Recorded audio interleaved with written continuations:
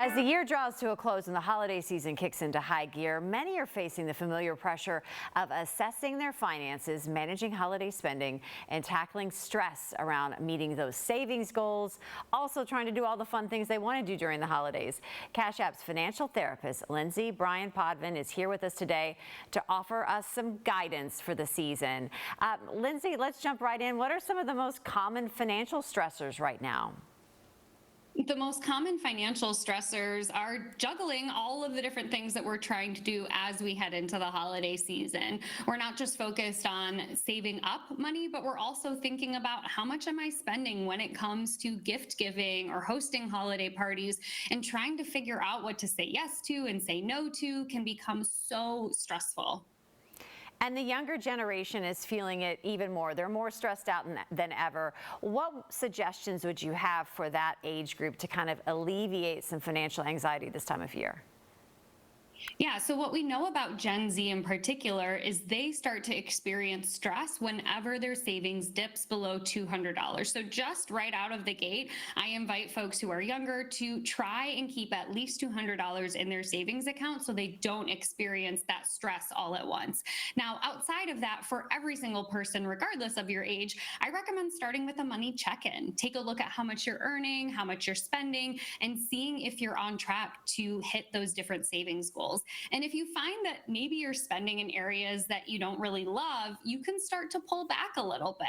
Once you've done that money check-in as we head into the holidays, this is where it gets a little bit uncomfortable, but you might have to say no. You might have to say no to participating in another gift exchange, or say no to flying home for the holidays.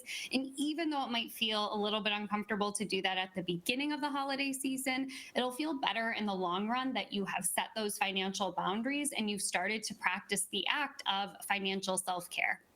And why is it important to kind of set aside some money for those personal joys, like a vacation or maybe a little shopping spree, and also balance that with those urgent financial needs? Yeah, so saving up for something like a rainy day fund or an emergency fund is so important, because those unexpected expenses can happen when we least expect them. That's why they're unexpected. So whether it's something like a car repair that you have to pay for, or a medical bill you weren't anticipating, having a financial cushion is going to prevent you from getting in financial harm's way. Now, that said, we need to make sure that we aren't just focused on that one goal, because what can happen is we might start to feel deprived or restricted, and then a lot of us kind of swing in the other direction and say, well, this is too hard, I can't maintain it, I'm over it. So building in permission to do things like get your hair done or your nails done or go out for a drink with friends is important, and making sure that as you're planning on saving money, you're giving yourself permission to spend a little bit too.